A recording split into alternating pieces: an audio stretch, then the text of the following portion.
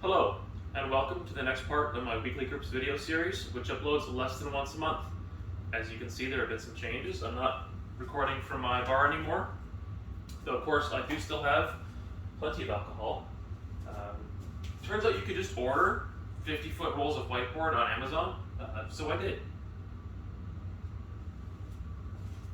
Mostly the idea is to save you a lot of trouble in the edit, which is the most time-consuming issue in making these videos. So I'm going to try this, and I'm sure you guys will tell me how much you hate it.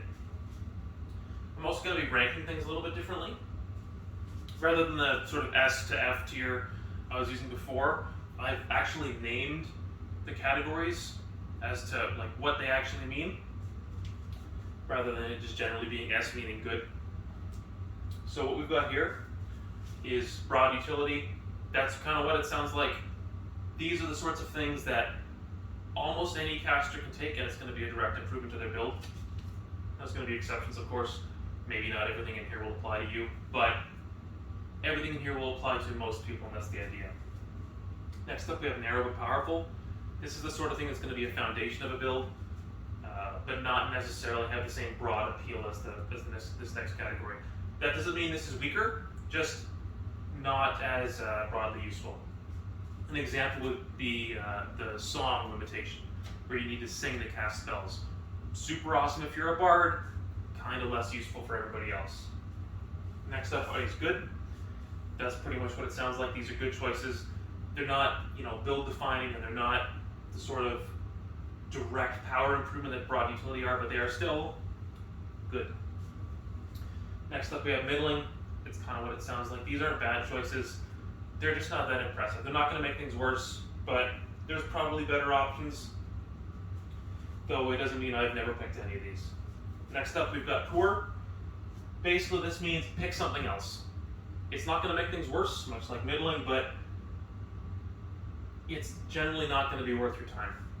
And then there's bad. This is the sort of thing where it's going to be, unlike poor or middling, this is actually a reduction in power. Even if you're getting some points back because it's a limitation that makes your Magery cheaper, it's not worth the points. So don't pick stuff down here, unless you're really trying to go for a thematic build. But this is where I should mention, I'm not ranking things on theme. I'm ranking things on mechanical power. If you want, to have a really cool thematic wizard, that's awesome. It's not what this is for. So I'm ranking both enhancements and limitations in this guide. Originally, I'd intended to do advantages as well, like compartmentalized mind, payload, extra arms, but that could really be its own separate video. And originally, the first draft of this video was, I think, 110 minutes long, which you don't want to listen to that. So I've broken it up into two parts. So for enhancements, we'll be rating them on how much cool stuff you get per point cost, and then limitations, it's how many points do you get back in exchange for whatever downside you have to take on for getting a limitation. One point I should mention is in the basic set, it mentions you can't really limit Magery 0, or read the book, but that's not quite true. So you can put pretty much any limitation you want on Magery 0. One example is the limited college limitation. So say, for example, I decide to take limited college fire, so I can only cast fire spells with my Magery. Now, like a basic reading of the book, it'll tell you not to put that on your Magery 0, but you can if you want to. The downside is that all the kind of secondary benefits of Magery, being able to detect auras, being able to detect magic items by sight or touch, that will only apply if the magic items in question have fire magic. So if it's a water magic or a food magic or a whatever magic item, you're not going to know by looking at it unless it's got fire in it. Alright, so enough preamble. Let's get started. I'm kind of going in book order, top down. So the first one I'm going to talk about is dance. Dance is a poor one. Dance. It's in basic, page 67. Gives you minus 40% limitation. But that's not it. It's a large discount, but it's very restrictive. So you give up a lot of benefits for being at skill 15 plus, because that's the point where you start to only need to speak or to gesture to cast spells. But if you have dance, you always need to be able to dance. So any level of restraint will stop your casting. Like if you're in leg irons, you're hosed. Same with handcuffs. So it can be viable in low point games where you're not going to get to skill 15, but that doesn't make it good. So thematically pretty cool, but mechanically poor. Another one that's sort of like that is Dark Aspected. So this one is sort of what it sounds like. If there's light, you can't cast spells. It's a minus 50% limitation, and you can find it in basic page 67. It's another big discount with another big downside. Games spent entirely underground or in dungeons, or at least where you're expecting to fight, you can kind of make this work. That's why it's not in bad, but you're vulnerable to an enemy with a torch, or say you cast a fireball and you accidentally light something on fire. Okay, now you've created a zone where you can't stand or you're going to give up your magic. And for you to really be able to do this, you pretty much need the whole party to have a way to see in the dark. And if you can't guarantee that, you're going to annoy everyone on your team when you ask them all to turn out the lights so you can cast, Magic Missile or whatever it is you want to do. Next up, middling, a little bit better, we've got Day and Night Aspected. So these are somewhat similar. You might think Night Aspected means, if it's dark, you can cast spells. It's not quite how it works. Instead, it's like Celestial Day, Celestial Night. So if you're in the deepest, darkest dungeon, but the sun's up on the surface, you can cast. That sort of thing. So it cares about the clock, doesn't care about how much light is on you. That's why it's middling. You've got to coordinate with the party. Like, you got to let everyone know, okay, we might have to wait 4 hours for the sun to come up before we can hit this dungeon. All sorts of timing stuff you need to do, but you can make this work. That's why it's in middling. But if an enemy, especially if you've got the disadvantage enemy, figures this out, you're kind of hosed, because if you're Day Aspected, they're going to hit you at sundown and then you're screwed for the next 12 hours. If your GM is like, really into world building and they've decided that this planet has, a certain seasonal cycle, and the game is going to be set in summer where you're going to have slightly longer days, maybe you can work with that, but that's kind of an edge case, and it's not going to push it to be good. It's ranked low mostly because it's annoying. Like I said, your party members are going to think it's cool at first, and then they're probably going to get annoyed. It's like, oh, we can't go into the dungeon for the next 4 hours because, Barry the Wizard not feeling happy because the sun's down.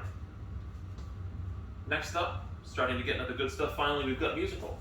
This is definitely not for everybody, but if you want to play a bard, here you go. Minus 50% limitation, so a very steep discount on your Magery. You can find that on basic page 67. You do have to give up stealth, obviously, because you're playing an instrument. It did occur to me, and this is why there's a bit of a cut in here, that potentially, if you didn't mind annoying your GM a little bit, you could argue that a dog whistle is a musical instrument, or some other instrument that similarly only produces sound at certain higher frequencies. I imagine that he's going to turn around and say either, go fuck yourself, or that certain monsters can hear it regardless. So, if you want to go down that path, you fill your boots, but I'm not going to mess with that. This is pretty much free points if you want to be a bard, because that's the sort of thing you want to do anyway, is play a musical instrument. You do need to give up 1 or 2 hands, obviously, so you're not going to have a weapon in that hand. Potentially, you could come up with some sort of hands-free instrument, like one of those harmonica things that sit on your shoulders, and you can push that as far as you can without annoying the GM, basically. Next up, we've got song, which is very much related to musical. You don't need an instrument, which is why it's only minus 40%. You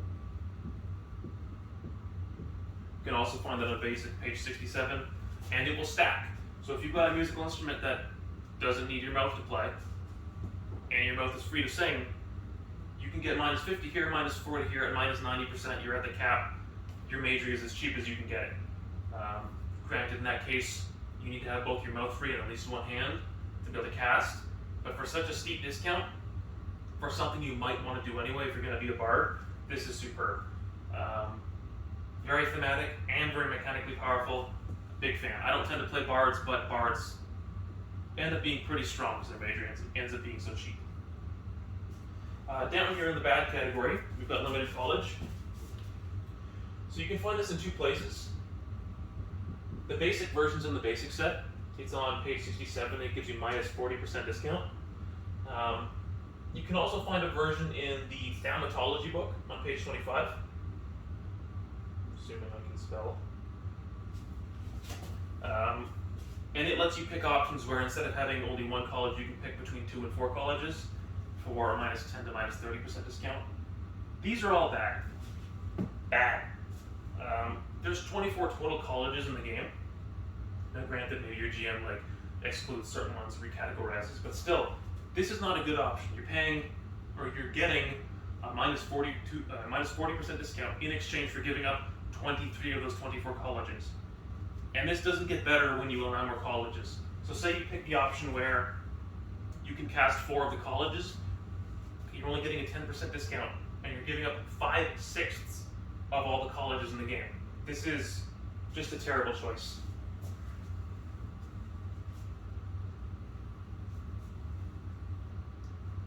One exception, my GM's done this before, I know other GMs have, so I'll mention it here. Sometimes your GM will have separate limits for Magery. Like they'll say, you can have only 3 levels of normal Magery, but you can pick up an extra level or 2 of a limited college Magery. In that case, okay, fine, take it, because you have no other option. I suppose in that situation, I'd raise it to narrow but powerful. But that doesn't mean it's a good choice. That's like very specific to the way certain GMs will try to run games. So another bad choice is Solitary. You can find this in Basic, page 67. And it is sort of what it sounds like. You take a minus 1 penalty per person within 5 yards. For very obvious reasons, this is terrible in combat. If they're in melee, they're giving you a penalty, and if they're in like kind of close range, also giving you a penalty. And it's also finicky to use outside of combat because you need all the party to get, 15 feet away from you so you can cast spells normally. There is a tiny niche for solo enchanters, but solo enchanters are not good player characters. Typically, if you're a solo enchanter, what you're going to go for is slow and sure enchantment. You can find that in the GURPS Magic book. But the short version is you get 1 point of energy per day. And plenty of enchantments need, 300, 400 points of energy. So you're spending, what, a year enchanting something? No, it does not make a good player. So you're pretty much not going to pick Solitary. Yeah, don't do it. It's going to make your guy worse. What will make your guy better? And the first broad option are encumbrance penalties applied. And I didn't write encumbrance on my notes, so I'm just going to shorten it to ENC so you guys don't see my terrible spelling. So this, I believe, is the first one that you can't find a version of in the basic set, so you will need the Thaumatology book. But if you're going to play a caster, I recommend getting that anyway. And your GM will like you because you have more books from reference. It's a minus 20% discount. It's on page 28 of Thaumatology. And this does kind of what it sounds like. It applies any encumbrance penalty you might have to your spellcasting. Despite what that sounds like, this is actually a fantastic choice. So encumbrance already impacts your move and your dodge. You need good move because positioning for a caster is so important. Not only are you very squishy, you've got lots of range stuff with, especially if it's a regular spell, very high distance penalties. So it's going to matter a great degree where exactly you're positioned. The best way to control that is to have high move. And then for dodge, once you're at blocking spells, dodge is probably your only defense, especially if it's a ranged attack, which is likely because as a caster you're not likely to spend much time in melee outside of very specific builds. So dodge is probably all you're going to get. So you don't want to make that worse either, otherwise you're going to die because your dodge is terrible and you're very squishy. You also don't need to carry much as a mage, like a staff, maybe some power stones. Probably grand total it's going to be 4 pounds or less, including clothing. So this is minus 20% discount on your Magery for something you should be doing anyways. I honestly can't think of any time I've played a caster without taking this. Even better, double encumbrance penalties. This is what it sounds like. It's in the same spot as encumbrance penalties. Thaumatology, page 28. It's a minus 25% discount. And you might think, that's not great. It's like an extra potentially double the penalties in exchange for only a 5% relative reduction in cost, but 2 times 0 is still 0, so get it.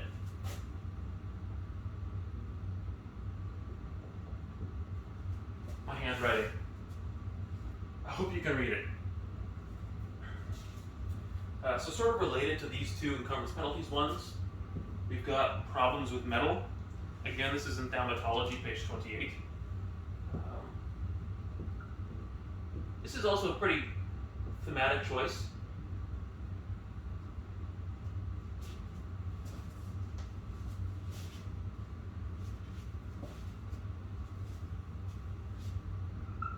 You saw nothing.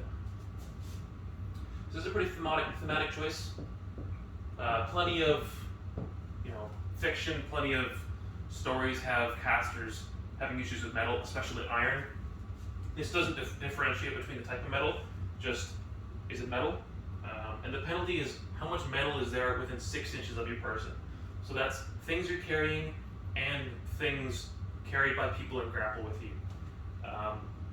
That second part sounds kind of bad, but as a caster, you just shouldn't be grappled anyway. If you're grappled, you're hosed. Like, this is not going to make the difference between you being hosed and you being unhosed. The penalty is -1 per 5 pounds of metal within that kind of bubble I talked about. But the way it's rounded means that if you can keep your metal under 2.5 pounds, you're actually good. So you could carry, a knife, you could carry a staff with metal end caps. Arguably, you could even carry a spear, especially if the spearhead is more than 6 inches away from you. Though you're getting into the sort of bookkeeping that's likely to irritate GMs, so I'd be wary of that. I really like it. Good synergy with these two. This is -20%, this is -25%, that's -45% right there. I don't always pick this like I do with this, but it's very good. Big fan. And thematic. And that's one thing, especially if you're trying to go for a power build as a mage, one of the ways to make your GM less annoyed is to include thematic stuff like this. So you're not just, an unkillable combat god. You're an unkillable combat god with character. So next I'm going to go through 3 options that a lot of people like to use for trying to replicate Vancian magic and GURPS. Vancian magic, that's, from the fiction written by Jack Vance, or what you're probably more familiar with, Dungeons & Dragons, where you're preparing a certain amount of spells per day. And so I'll be going over the first one, which is preparation required. So you can find this in basic page 114, and it is not a good choice. It can give you between -20 and -60% discount, but people misunderstand this, thinking that this is how you build a Vancian mage. It's really not. The -20% discount, you get that for needing to prepare for 1 minute, and then -60% you get for needing to prepare for 8 hours. And you think, oh, okay, I've prepared for a minute or for 8 hours or whatever, then I can use my magic. It's not how it works. You prepare for whatever period of time you selected, and then you can cast 1 spell, and that's it. So 1 minute, 60 rounds. So if you pick the cheapest option, which is -20%, you can cast maybe once a combat, assuming you've got a full minute between one combat and the next, where you're free to sit down and think about your life. Yeah, it's a -20% to cast once per combat, or you could get -20% here to cast as much as you want per combat, or -20% here. It's just not worth the trouble. There are better options. There are even better ways to make Vancian magic happen. That's going to be probably my next video where I go over advantages specifically. But yeah, just set this aside. It's not worth the trouble. So next up, much in the same vein, we've got Takes Recharge.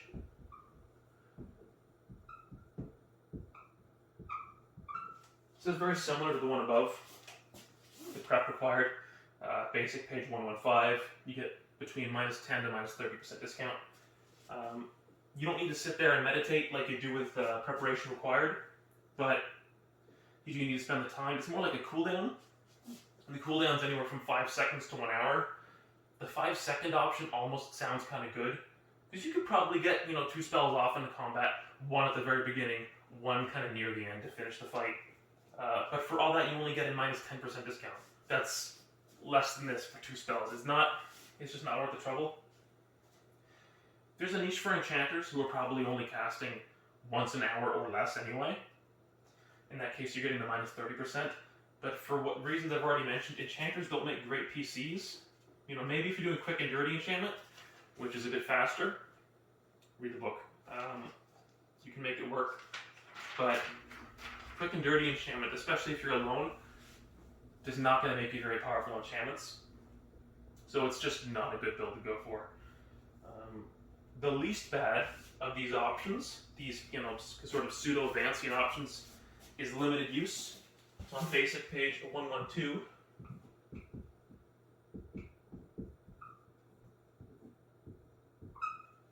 So the discount here is between -10 and -40%. And you have to pick a number of uses between 1 and 10 uses per day. This is probably the most common way that people try to do Vancian, and while it's the least bad, it's still bad. Yeah, you either have too much of a limit because your limited uses are too low, or you're not getting enough of a discount because for 10 uses, it's again only -10%, which is far outmatched by any of these options up here, especially anything bard related. Slow and fast reloads are an option for limited use, which make it a little bit better, but they don't even make it into the poor category. It's still just a bad choice.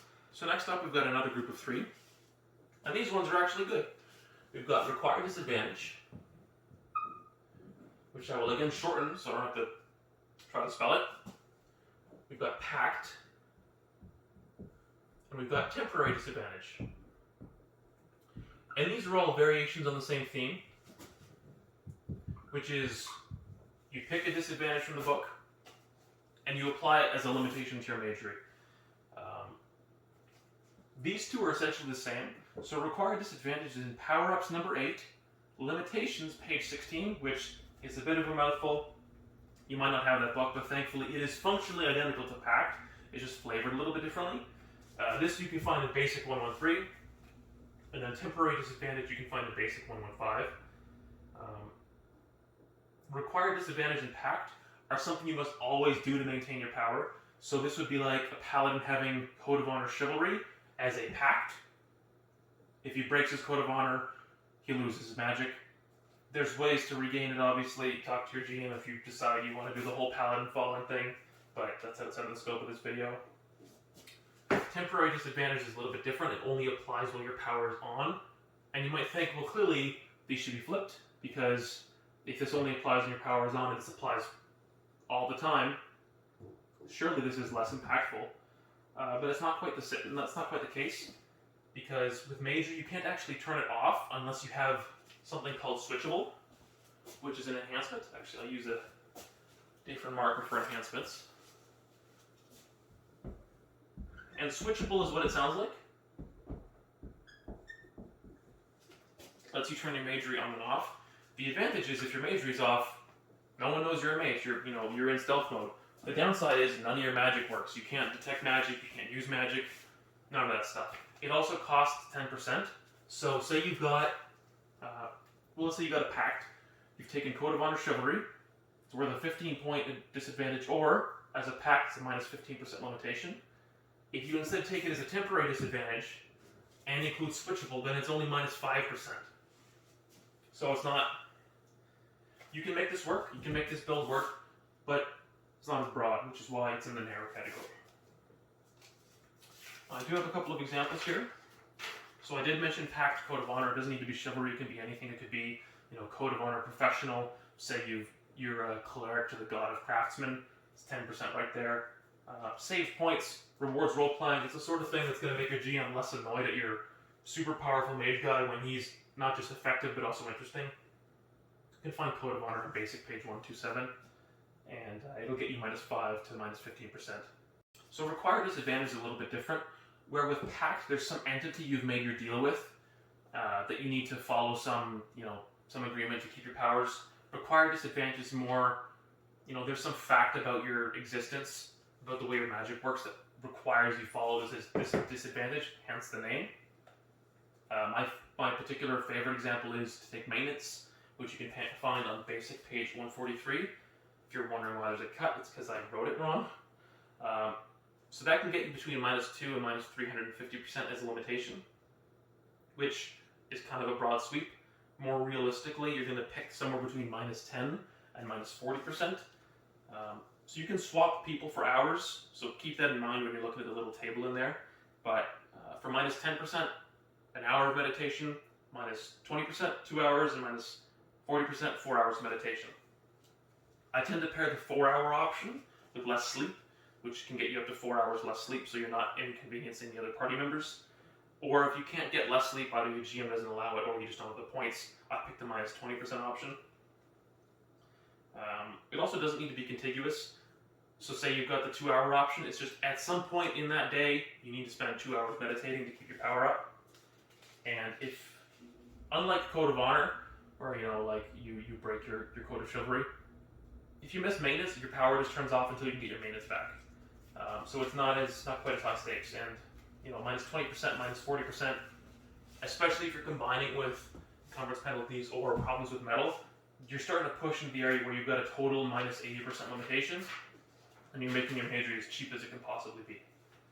So next up, I'm going to go over the rest of the enhancements.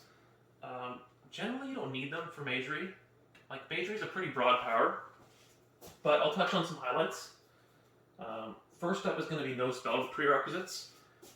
This is often baked into clerics due to how they get the power. Instead of studying, a spell book, it's just their god says, you're really cool, you can cast Lesser Wish.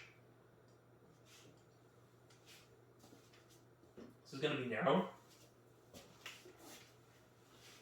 Put this over here.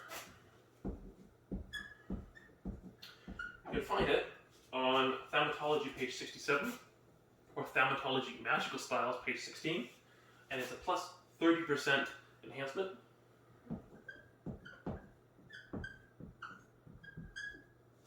I'm going to pretend that's spelled right. You're going to ignore it. It does what it sounds like.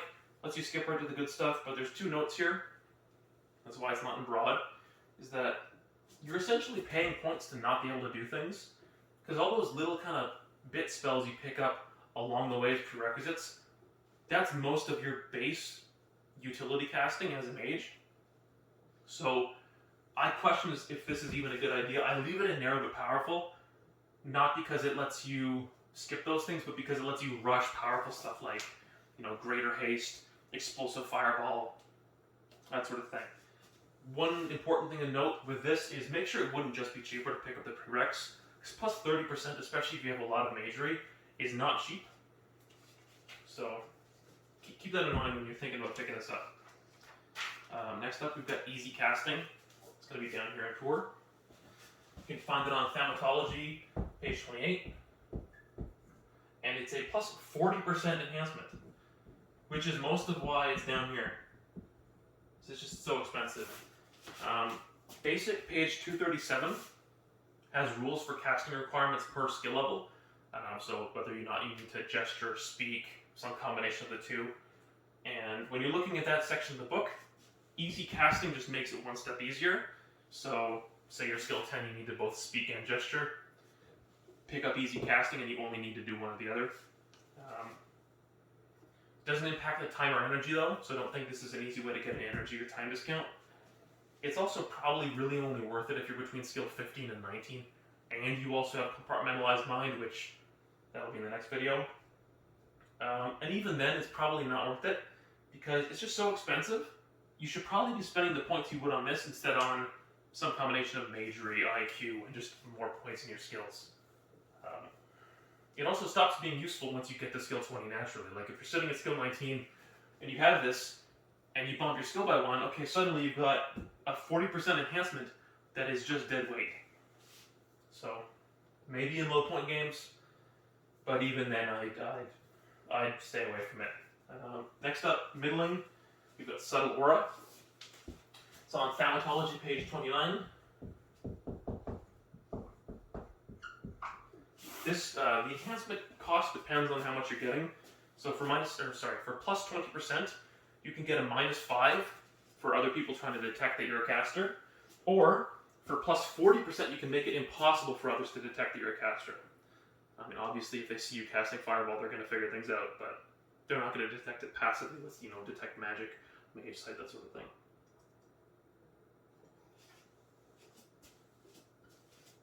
despite being middling, this is actually the one I tend to pick if I get my limitations past 80%. Not the 40% level, but the 20% level. It's good for undercover mages, whether that be, you know, a campaign requirement or a character design kind of thematic, but honestly, the best way to deal with people finding out you're a mage is, if they're not your friend, shoot them. Finally, I think it is finally. Yes, finally, we've got stable casting. That's down here in core. So you can find it in Thaumatology, page 29.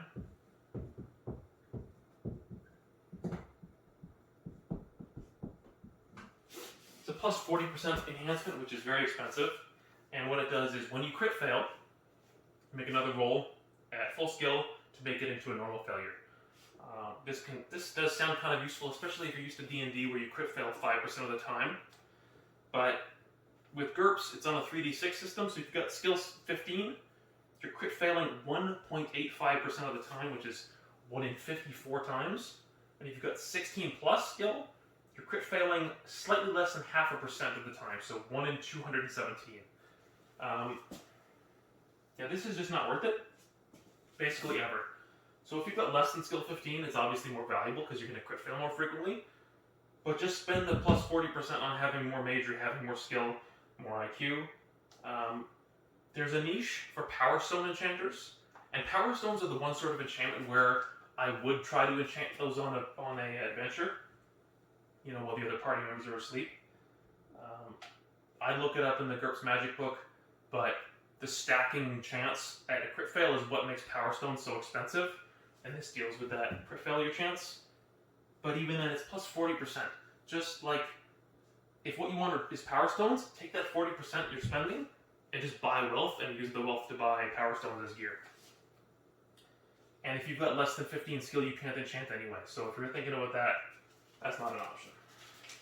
Finally, I still need to do videos on advantages, spells, equipment, and perks. Hopefully, I should be able to get them out a little bit quicker with my new setup, cutting vastly down on the time required to edit these things. You can expect the perks video to be last, though as I touch on, you know, certain build ideas, expect me to mention the perks that go with it along the way. So you get a little bit of that content sprinkled in. At some point, I'll probably do videos on why grappling is terrible and armor sucks, just to, you know, break up the monotony of all the mage content, even if it is my favorite type of playstyle. So please like, subscribe, and ring the bell to get notified when that comes out, you know, all the standard YouTube stuff to get the GURPS content shared to the masses. And finally, as always, the content of this video has been purely subjective, but you are free to fight about it in the comments. And I'll step aside so you can take a screenshot here, if you like. Thank you.